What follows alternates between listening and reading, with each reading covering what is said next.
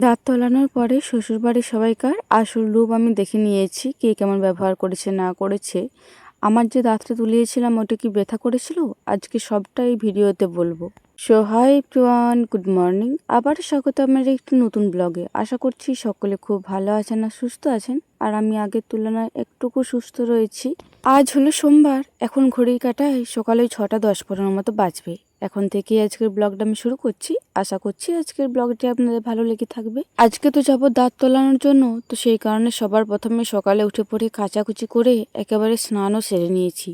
দাঁত তুলিয়ে এসে স্নান করতে পারবো না পারবো তার তো কোনো ঠিক ঠিকানা নেই, তো সেই কারণে একেবারেই স্নান করে পরেই চলে এসেছি। কালকেই তো মিস্ত্রি ভাইদের বাড়ি থেকে এসেছি, তো কালকে এসেই বিকালে বেশ অনেকগুলো কাচাকুচি করে রেখে দিয়েছিলাম, তো সেই কারণে আজকে সকালে কিন্তু খুব একটা বেশি কাচাকুচি থাকেনি। এখন ঘড়ির কাঁটায় ওই 8:45 মতো বাজছে। এই মুহূর্তে ওইদিকে ভাতটা নামিয়ে দিয়েছি। ভাতটা নামিয়ে এইদিকে আলু আর কাল্লা ভাজাটা চাপিয়ে দিচ্ছি। তেলের মধ্যে অল্প পরিমাণে জিরে আর লঙ্কা ফোড়ন দিয়ে আলু আর কাল্লাটা দিয়ে দিলাম। এটা একটু ভেজে নেব, তারপরে অল্প পরিমাণে নুন আর হলুদ দিয়ে ঢাকা চাপা দিয়ে হালকা আঁচেতেই ভেজে নেব।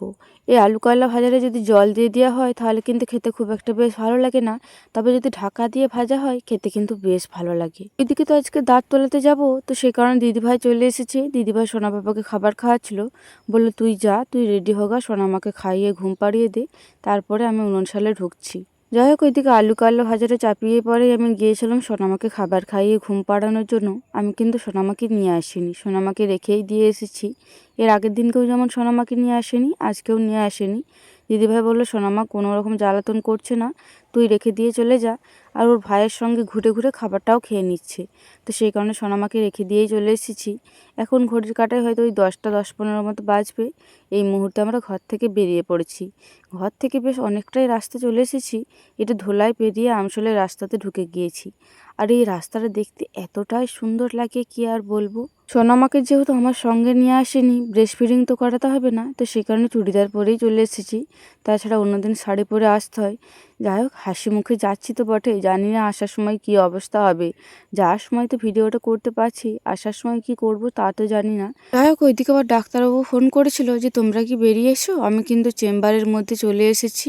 আমাদের আগেই তো ডাক্তারবাবু চলে এসেছিলো। ডাক্তারবাবু আমাদের অপেক্ষাতেই বসেছিল। আসার মাত্রই ডাক্তারবাবু বলল যে তুমি বসে পড়ো। এসেই আমাকে বেশ 2 থেকে 3টে মতো ওষুধ খাইয়ে দিল। এখন আমার যে দাঁতটা তুলবে ওই দাঁতটার চারিপাশে আমাকে ইঞ্জেকশন পুশ করে দিচ্ছে যাতে আমার ব্যথা না হয়। আমরা যেটাকে কোকেন বলি, ওই কোকেনটাই আমার ওই মাড়িগুলোর চারপাশে দিয়ে দিচ্ছে। 2টো ইঞ্জেকশন 4টে জায়গায় পুশ করলো। তো ইঞ্জেকশনটা যখন দিচ্ছিল তখন কিন্তু হালকা বাজছিল, তবে এই ইঞ্জেকশনটা দিয়ে দেওয়ার পরে কিন্তু খুব একটা বেশি ব্যথা লাগেনি। একটা পোস্টে একটা দিদিভাই কমেন্ট করেছিলেন, দিদিভাই তোমার দাঁত তোলার সময় তোমার কি ব্যথা লাগছিল, দয়া করে একটু বলবে। না গো দিদিভাই, আমার দাঁত তোলানোর সময় একটুখানিও ব্যথা লাগেনি। এই যে ইঞ্জেকশনটা দিয়ে দিয়েছিল কোকেনটা, এই কোকেনটা দেওয়ার পরে কিন্তু আমি কিছু বুঝতে পারিনি আমার দাঁতটা কীভাবে তুলেছে। আর এই ডাক্তারটার হাতও ভীষণ ভালো। আমার বাপের বাড়ির মা, আমার শ্বশুর বাড়ির মা, দুটো মাই কিন্তু এই ডাক্তারবাবুর কাছেই তুলেছে, তো সেই কারণে বড়মশাই এই ডাক্তারের কাছেই কিন্তু আমাকে নিয়ে চলে এসেছে। যাই হোক, আপনারা হয়তো দেখলেন যে আমার দাঁতটা তোলা হয়ে গিয়েছে। খুব বেশিক্ষণ টাইম লাগেনি, একটুখানির মধ্যেই কিন্তু দাঁতটা তোলা হয়ে গিয়েছিল। এই ডাক্তারবাবুটার অভিজ্ঞতা ভীষণই ভালো। এদিকে দাঁতটা তুলে দেওয়ার পরে একটু তুলে করে হালকা রক্তগুলো ভালো করে পরিষ্কার করে নেওয়ার পরে এই মুহূর্তে সেলাই করে দিচ্ছে। সব ডাক্তারে হয়তো এই দাঁত তোলার পরে সেলাই করে না, তবে এই ডাক্তারবাবু কিন্তু সেলাই করে দেয়। এইটা আমি শুনেছি যে এটা একদিক থেকে ভালো সেলাই করে দেওয়াটা, তাহলে জায়গাটা বেশ তাড়াতাড়ি শুকিয়ে যায় আর সেফটিও থাকে। আপনারা কমেন্ট করে জানাবেন তো এই সেলাই করাটা ভালো কি খারাপ। এখন ঘড়ির কাঁটায় 11:30 মতো বাজছে। 11:10-15 মতো বাজছিল, ওই রকম টাইমে আমার দাঁত তোলানো কমপ্লিট হয়ে গিয়েছিল। তারপরে ডাক্তারবাবু বললো যে তুমি একটুখানি বসো, এক্ষুনি যদি চলে যাও গা মাথা ঘুরিয়ে দিতে পারে। তো সেই কারণে একটুকু বসলাম, তারপরে আমি আর বরমশাই এই মুহূর্তে বাড়ির উদ্দেশ্যে বেরিয়ে পড়েছি। ওই যে বললাম না যে কোকেনটা দিয়েছে, কোকেনটা দেওয়া আছে বলে ওই কোকেনটার কারণে কিন্তু আমার বাঁ সাইডের গালটা পুরোটাই ভারী ভারী লাগছে, আর মনে হচ্ছে পুরো গালটাই একদম ফুলে রয়েছে। ওই সাইডের ব্যথা যন্ত্রণা আমি কিন্তু কোনো কিছু বুঝতে পারছি না, তবে কোকেনটা কেটে যাওয়ার পরে যে কী হবে তা কিন্তু জানি না। তো যাই হোক, চলুন, বেশ অনেকটাই দেরি হলো, বাড়ির উদ্দেশ্যে রওনা দিই। বাড়িতে এসে পরেই বেশ অনেকগুলো ওষুধ দিয়েছিল, ওই ওষুধগুলো একে একে বরমশাই খাইয়ে দিল। এদিকে দিদিভাই আলু চাল ঘাটা খিচুড়ি দু রকমই করে রেখেছিল আমার জন্য। আর ডাক্তারবাবু বলেছে আজ থেকে কালকে বিকাল পর্যন্ত একদম ঠান্ডা খাবার খেতে। তো সেই কারণে বড়মশাই এদিকে ফ্যানের তলাতে বসে বসে ঠান্ডাও করে দিচ্ছে আর খিচুড়িটা একদম ভালোভাবে ম্যাশ করে দিচ্ছে যাতে আমি ভালোভাবে খেতে পারি। আর এইদিকে দিদিভাই বেশ অনেকক্ষণই সোনামাকে স্নান করিয়ে দিয়েছে। এই সবে মাত্র ওর খাবার আনলো। তবে সোনামা আজকে সকাল থেকেই কিন্তু খাবারটা খেতে চাইছে না, কেন তো জানি না। তো বড়মশাই বললো যে ঠিক আছে রাখো, আমি না হয় ঘুরিয়ে ঘুরিয়ে দেখছি যদি খাবার খায়। সোনামাই কিছুদিন হলেও গোলা খাবার আবার খেতে চাইছে না, ওর আবার গোটা গোটা খাবার পছন্দ হচ্ছে। দেখি বড়মশাই খাওয়াতে পারে নাকি। এই দিনকে তো কোকেনটা কেটে যাওয়ার পর থেকে ভীষণই ব্যথা করছিল। আজ হলো মঙ্গলবার, এখন ঘড়ির কাঁটায় সকাল ওই 7টার মতো বাজবে। এখন থেকে আজকের ব্লগটা আমি শুরু করছি। আশা করছি আজকের ব্লগটিও আপনাদের ভালো লেগে থাকবে। দুদিনের ব্লগটা আজকেও আপনাদের সাথে একদিনেই শেয়ার করছি। যেহেতু এই দুদিন আমি খুব একটা বেশি ভিডিও শ্যুট করতে পারিনি, ওই অল্প অল্প করেই ভিডিও শ্যুট করেছিলাম, তো সেই কারণে একেবারেই শেয়ার করে দিচ্ছি। আর এই দুদিন হলো আপনাদের সাথে কোনো রকম ব্লগ ভিডিও শেয়ার করতে পারছিলাম না। সব কিছু কিন্তু রেডি করা ছিল, তবে ওই যে ভয়েস দিতে পারছিলাম না বলে আপনাদের সাথে শেয়ার করতেও পারছিলাম না। আজকের ভয়েসটাও হয়তো খুব একটা বেশ ক্লিয়ার আসবে না, কারণ এখনো পর্যন্ত কিন্তু আমার দাঁতে ব্যথাটা একদম পুরোপুরি কমপ্লিট হয়নি। এখনো পর্যন্ত হালকা ব্যথা রয়েছে, তো সেই কারণে হালকা দাঁতে চিপে চিপে এখনো পর্যন্ত কথা বলতে হচ্ছে। আমি যতটা পারছি আপনাদের জন্য ভয়েসটা ক্লিয়ার করার চেষ্টা করছি। যাই হোক, উঠেছি ওই 6:30 মতো বাজবে, ওই রকম টাইমে উঠে পড়ে কিন্তু দিদিভাই ওইদিকে কাচাকুচি করে দিয়েছে আর এদিকে খাবারটাও করে দিয়েছে। এদিকে সকালে সুজি তো বেশ অনেকটাই করে দিয়েছিল দিদিভাই, তবে সুজিটা একদমই মুখে রুচি হচ্ছিল না। কেন জানি না, দাঁত তোলানোর পর থেকে দাঁতের ব্যথার জন্য নাকি মুখটা একদমই সেদ্ধ হয়ে গিয়েছে আর একদম তেতো হয়ে গিয়েছে। তো সেই কারণে ওইসব খাবার কিন্তু আমার মোটেও খেতে ভালো লাগছিল না। কালকের থেকে যখন থেকে দাঁত তুলিয়ে এনেছি তখন থেকে বলতে পারেন এক প্রকার এখনো পর্যন্ত আমি খালি পেটেই রয়েছি।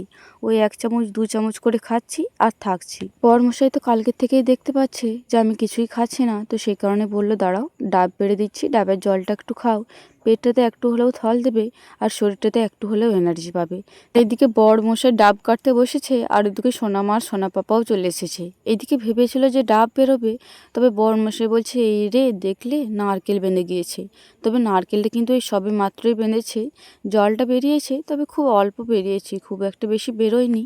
তবে যতটুকু বেরিয়েছিল ওই জলটা খেয়েই কিন্তু আমি বেশ ভালো মতো তৃপ্তি পেয়েছিলাম। কালকের থেকে হলো সেরকম কোনো কিছুই পেটে পড়েনি, তো সেই কারণে সকাল থেকে হালকা গা মাথা ঘোরাচ্ছিল। আমি কিন্তু কাউকে কিছুই বলিনি। দিদিভাই তো পরের পর আমাকে খাবার করে দিচ্ছিল, তবে আমার কোনো কিছুই খেতে ইচ্ছা করছিল না। তো বরমশাই ডাবের জলটা কেটে দেওয়ার পরে ডাবের জলটা খাওয়ার পরে কিন্তু ভেতরটা একটু ঠান্ডা হলো আর শরীরটাতেও একটা এনার্জি পাচ্ছিলাম।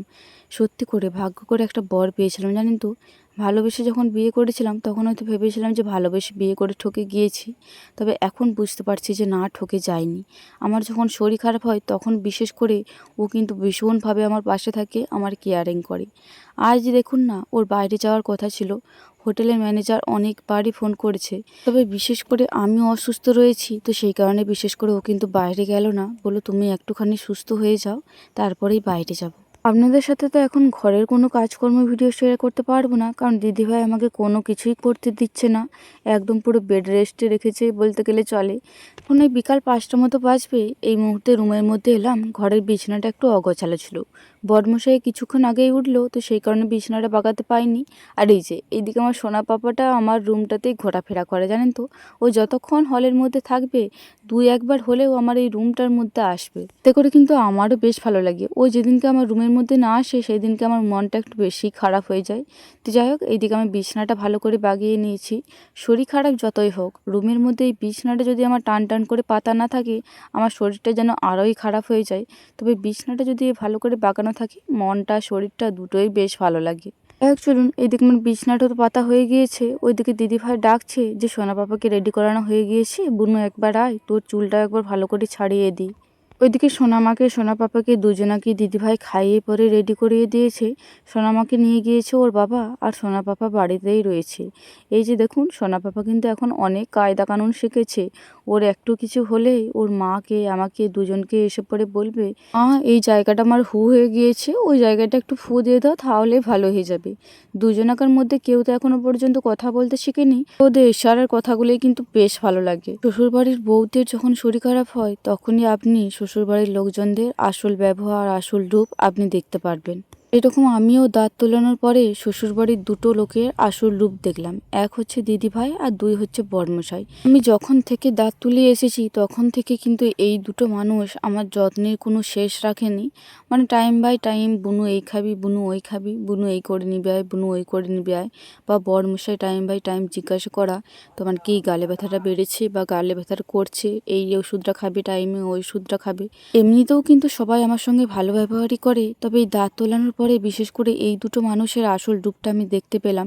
বিশেষ করে দিদিভাই কিন্তু সব দিকটা সামাল দিচ্ছে, ঘরের কাজ, সোনামায়ের কাজ, এমনকি আমার কাজ। এই দিনগুলো হয়তো কোনোদিনই ভুলবো না। তো যাই হোক, চলুন আজকের ভিডিওটা আমার এই পর্যন্তই। আবার দেখা হবে পরবর্তী কোনো ভিডিওতে। ততক্ষণে সকলে খুব ভালো থাকবেন, সুস্থ থাকবেন।